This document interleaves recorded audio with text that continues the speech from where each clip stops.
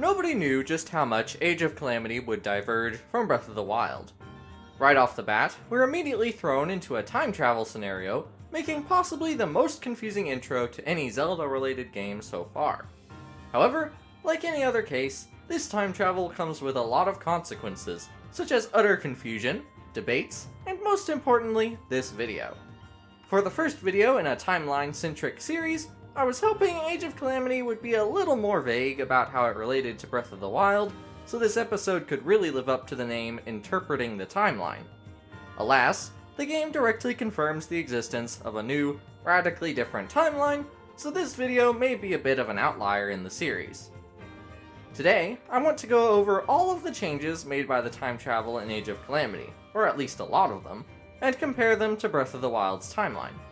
This will mostly cover the first few chapters of the game, as the later parts of the game change so drastically there's not much to compare besides one or two major events. For Age of Calamity, we'll use the main story, whereas for Breath of the Wild, we'll be using mostly memories and diaries. To top it all off, I'll give my opinion on whether or not the game counts as canon. In order to make that judgment, the main factor will be if Age of Calamity has no conflicting points with Breath of the Wild, taking the time travel into account. Age of Calamity should, theoretically, line up with any events from before the timeline split, but does it? That remains to be seen. So, on this Christmas Eve, let's see how Age of Calamity holds up against Breath of the Wild. At the beginning of Age of Calamity, we see the events that played out in the 17th memory of Breath of the Wild, Zelda's Awakening. Before long, the cutscene shifts to Zelda's study, where a small, egg-like guardian lies. The little guardian, called Terrako, awakens to hear Zelda's desperate plight: protect everyone. At her request, Terrako opens a gateway, or more specifically, a gate of time. Suddenly, a Ganon-controlled Guardian tries to stop Terrako, but he makes it through despite the sabotage, so Ganon sends Malice through the portal in pursuit. And then, everything changed. The game directly states that this event effectively splits the timeline in two, starting at the point Terrako traveled back to. This, in theory, means that everything before that point should be the same, whereas the events immediately afterward may be different, and the further you go, the more things would change. Because of what's called the butterfly effect, the future would diverge more and more from the original timeline. But how do things really go? Well, we'll have to wait a bit to truly compare the two timelines, so let's catch up with Terrako. The next time we see Terrako happens to be during the Battle of Hyrule Field, which occurs sometime after the discovery of the Divine Beasts, yet before Link found the Master Sword, before the champions were selected, and even before Link was appointed as Zelda's knight. On the battlefield, Mipha happens to run into Link when he finds the little guardian. It turns out that the Sheikah Slate is the key to awakening Terrako, who activates the nearby Sheikah Tower. Around this time, Ganon's malice corrupted this timeline's Terrako, who ends up in the hands of Astor. Later, Robbie and Pyrrha discovered that Terrako came from the future, a future ruined by Calamity Ganon. Zelda and Link, in response to this, set out to recruit 4 champions to pilot the Divine Beasts, while Astor most likely meets up with the Yiga around this time, and they begin their plans to aid Calamity Ganon in his return. Regardless of what order you complete the champion recruitment missions in, the cutscenes in Age of Calamity's gallery remain in this order: Mipha, Daruk, Revali, then Urbosa. For the purposes of this video, we'll consider this the official order of these missions for Age of Calamity. In contrast, Breath of the Wild puts the DLC memories for these occasions in the order of Revali, Daruk, Mipha, then Urbosa, so it seems that for some reason the champions were recruited in a different order in each timeline. Despite this change, the time frame to meet up with all 4 would be approximately the same, with a few exceptions. Let's start going through these events by Age of Calamity's order. First we come to the not yet champion Mipha. Now we have a point of comparison to Breath of the Wild, based on Mipha's diary and the DLC memories. In Mipha's diary, we find that she meets Link first when he was a child. Sometime later, Vah Ruta is unearthed, and then after that, she meets Link again, who is now a knight and wielder of the Master Sword. Zelda goes to ask Mipha if she will pilot Varuta, likely the event we see in the memory, but King Dorephan does not give Mipha his blessing to do so until much later. Eventually, Mipha and the other champions are officially appointed, and not too long after, the Great Calamity occurs. Now, let's compare this to Age of Calamity. When Link and Zelda go to Zora's domain, Link obviously doesn't have the Master Sword yet, so for that to make sense, this event must occur quite some time before the champion recruitments in Breath of the Wild. In addition, Mipha didn't even get permission to become a champion at that time, as King Dorephan waited until the threat of the Calamity could no longer be ignored. Clearly then, the arrival of Terrako spurred the Hylians to action much sooner than in Breath of the Wild, but at the same time, Ganon's forces seem to have been bolstered as well. After all, the forces that assaulted Zora's domain were enough to persuade King Dorephan in this timeline much sooner. All in all, it's apparent that in order to stay consistent, Mipha must have been selected much sooner in Age of Calamity's timeline. Alright, so now that we're done with Mipha's section, let's roll on over to Daruk. Unsurprisingly, the events here seem to have happened a lot earlier as well. In Age of Calamity's mission, Daruk is apparently only meeting Link for the first time, as he praises Link for proving himself after the mission. But in the original timeline, he had been good friends with Link for a while before being recruited, and Link proved himself to Daruk the very day they met. He even recognized Link as the wielder of the Master Sword when Zelda mentioned him as such. So again, the recruitments in Age of Calamity must have happened a lot earlier, or else Link would have the Master Sword and know Daruk. Back to the story, Daruk accepts his position as champion, and the party proceeds to get Varudania out of Death Mountain for some reason. Turns out it was a good move though, as a bazillion enemies show up right afterwards, only to get stomped on by Daruk and the giant lizard robot. And then came Revali. Oh, Revali, haven't you caused enough problems in the Zelda fanbase? Now you're going to prove Age of Calamity non-canon too? Yes, you heard me, right? But before we go down that rabbit hole, I want to finish covering the other timeline changes. Urbosa's recruitment isn't incredibly different in the end, but the arrival of Harbinger Ganon seems to have given the Yiga clan plans to invade Gerudo Town.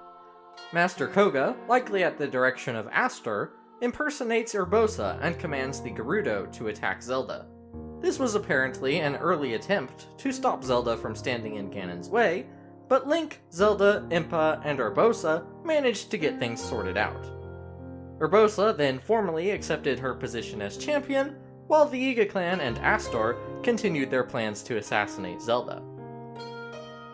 Now, herein lies one of the arguably biggest changes in Age of Calamity's timeline. The champions had more time to train. Given the much earlier recruitments, and taking a look at the story transitions, it seems that most of the time gained by Terrako's time travel was spent helping the champions get extra training time. Mipha even specifically joins Daruk for some extra training, and the researchers, along with Zelda, make some progress inspecting the divine beasts. Oddly enough, it's only after all of this that the King of Hyrule really doubles down on finding the knight to wield the Master Sword, so it's highly likely that Link ended up with the Master Sword later in this timeline than in Breath of the Wild.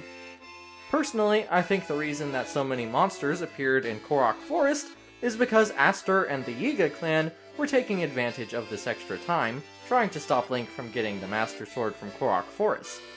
Still, Link didn't come out much worse as a result, and apparently Fi was just waiting to blow up some evil goons, so that's cool. After all of that, Zelda proceeds to the Spring of Courage, and soon after that continues to the Spring of Wisdom, much like in Breath of the Wild. As the game continues, it's clear that even though Terrako has done a lot to improve Hyrule's chances, Harbinger Ganon gave Astor and the Yiga a lot of help as well. The help they receive directly counteracts the help the Hyruleans received, since both sides know what the other is trying to accomplish.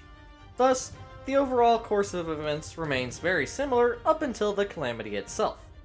As Zelda is leaving for the Spring of Wisdom, Calamity Ganon breaks free early, probably because the Yiga clan just discovered how the Hylians were fighting back. The champions are caught off guard as a result, and the Blight Ganons are sent out to do their work. As you most likely know at this point, Terrako uses more Gates of Time to bring extra help for the champions in the form of Sidon, Yunobo, Teba, and Riju. Together with some extra help from Link, all of them manage to survive, and even King Rome survives the conflict. The group proceeds to assault Hyrule Castle, the new home of Calamity Canon, and as you might expect, they are successful. After all is said and done, the champions are returned to their own time, being Breath of the Wild's timeline, and Hyrule is officially saved. So as you can see, Age of Calamity goes in the complete opposite direction that Breath of the Wild did, and naturally this has been covered by just about everyone on the Zelda scene. After all, many of us went in expecting a direct prequel to Breath of the Wild, but instead we got an alternate timeline and a very different ending. The question is any of this canon? Many people see the alternate timeline as a cure-all for any discussion on the subject, but quite frankly, the game can still contradict canon sources, that being Breath of the Wild, even with the new timeline. To solve this riddle, I present the champion Revali.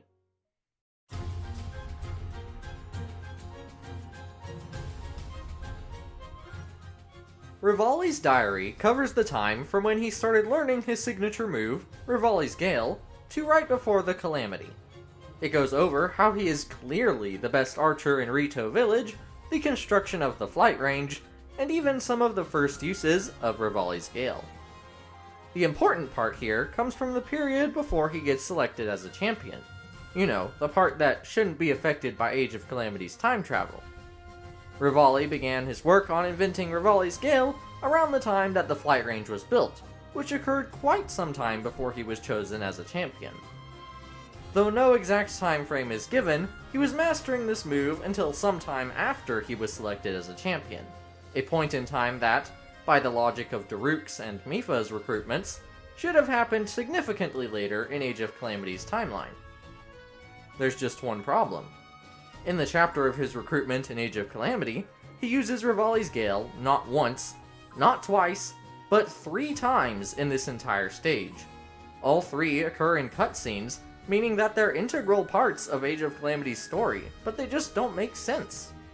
If the champion recruitments did indeed occur earlier in Age of Calamity than in Breath of the Wild, there's no way Revali should have his skills so well worked out that he can perform it 3 times without issue. The first confirmed time Revali used his ability in Breath of the Wild was when he accepted his position as a champion, where he showed it off in front of Zelda, a point that should have occurred much later in Age of Calamity's timeline. Now, hypothetically, Revali could have been influenced to learn his skill sooner due to the Harbinger Ganon attacks, but as far as I can tell, even this wouldn't be possible. He practiced at the flight range almost every day, and he constantly pushed himself to greater heights, even without the threat of monsters. Factoring in the constant monster attacks, the time that he would need to improve his skill simply was not present, so him using Revali's Gale 3 times without error, with less practice, makes no sense. Okay, one might say, that's just one error. If that's all, we can just accept it and move on. Well, I would agree if that was the only error. We still have several things to go that, when added up, cause a lot of problems. According to Zelda's research notes, only one type of Guardian had been uncovered at the time of the Calamity in Breath of the Wild, yet we see very early on in Age of Calamity that Guardian Skywatchers had been uncovered right alongside Guardian Stalkers.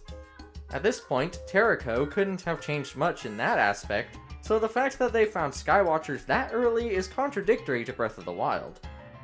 Another potential inconsistency lies in Mipha's diary. You see, a long time before she ever became champion, Link came to visit her at Zora's domain. He was at that point an accomplished knight and wielder of the Master Sword, and had not yet been chosen as Zelda's guardian. The next time Link visited Mipha, she states that it had been ages since their last visit. Now, I don't know about you, but ages already sounds like a long time. Factor in that the Zora can live for an incredibly long time on their own, and this could be on the order of even a year, which would possibly reach back farther than Age of Calamity's champion recruitments. If not, then Age of Calamity would have to span a weirdly large amount of time for what we see. The same goes for Daruk's friendship with Link, as they were apparently good friends long before they became champions, but we have less information on how much time passed between their meeting and the champion ceremony. Still, it all becomes incredibly hard to squeeze into the time Age of Calamity gives, so I'm inclined to take this as maybe another contradiction or two. The next contradiction, though slightly more understandable, comes from the scar on King Dorephan's forehead. According to the Zora Stone monuments, King Dorephan earned this scar in a fight against a corrupted guardian, after the Calamity. However, this scar is present the very first time he appears in Age of Calamity. This was probably an oversight carrying over his model from Breath of the Wild, but it's still something we can't really ignore. As if all that wasn't enough, there's actually another potential issue in the very first mission. According to Zelda's research notes, after the Sheikah slate was unearthed, Mipha advised that Zelda should keep the slate until they knew more about it. We can see this clearly in Breath of the Wild, as Zelda always has it with her and tests it out on several things. However, in Age of Calamity, for no apparent reason, Mipha has the Sheikah slate. Supposedly, Purah sent it to Zelda with Mipha, but honestly, I can't make sense of why this would be the case if Zelda was in possession of the slate. Perhaps Zelda let Purah borrow the slate for research, or maybe there's some other explanation, but Zelda was deeply involved in the research herself at this point, so I can't imagine why she didn't just go with Mipha. Again, there are possible explanations for this, but it just seems like another oversight. Finally, we have this, the Deus Ex Machina of Age of Calamity. Now, before I go any further, yes, I understand that Terraco was implemented in a way that's meant to avoid canon contradictions, but once you see the cutscenes that show when and how he was fixed/made, he makes less sense than ever. According to Age of Calamity's story, Zelda and her mother either fully rebuilt, or at least repaired, Terraco, who as we can see is an incredibly unique Guardian model. However, if they did find such a relic, I can't possibly understand why they didn't show it to the Sheikah researchers. I mean, here we have a fully operational Guardian, which would absolutely, no doubt, help them learn more about ancient Sheikah tech, and instead, Zelda's mother uses it as a babysitter, and then the King of Hyrule puts it in a box. What? Is it just me, or does that make no sense at all? We know for a fact that both Zelda and the King were well aware of how important the research efforts were, even when Zelda was just a child. So for them to totally disregard the research in that way is utterly confusing. Now, I'm not trying to say that Age of Calamity did an awful job adhering to the backstory in Breath of the Wild. Certainly, it seems to have made several oversights, but Age of Calamity gets a lot right too. However, considering that Age of Calamity was written and developed by a team separate from the one that made Breath of the Wild, plus the apparently contradictory timeline changes, and counting that it is a spin-off game, I have to say I can't consider Age of Calamity as canon. I know this may seem like a few petty details to get hung up on, but Zelda stories are typically written to avoid contradictions like these. That's not to say you can't consider it canon, and even for those who don't, there's still a lot of information to glean from the game. However, despite all that, I believe we may have one loose thread remaining that may tie off Age of Calamity as canon, and that leads us to the third game in this trilogy, Breath of the Wild 2. Remember how at the end of Age of Calamity, the champion's successors got sent back to Breath of the Wild's timeline? After all that happened in Age of Calamity, surely that would leave some impact on them that we should see after they return. Breath of the Wild's sequel will have the perfect opportunity to acknowledge these events, and if it does, then as far as I'm concerned, Age of Calamity will be confirmed canon. Normally, spin-off titles don't get the canon treatment, and as far as I know, we're still awaiting an official statement on the matter, so if we do end up with a canon spin-off, that will be quite the accomplishment. Of course, a game doesn't have to be canon to be worth playing, and I highly recommend you give Age of Calamity a try if you ever get the chance. So, now you've heard what I think about Age of Calamity, but what do you think? Did I overlook anything in this analysis, or do you agree with what I presented? Let me know in the comments.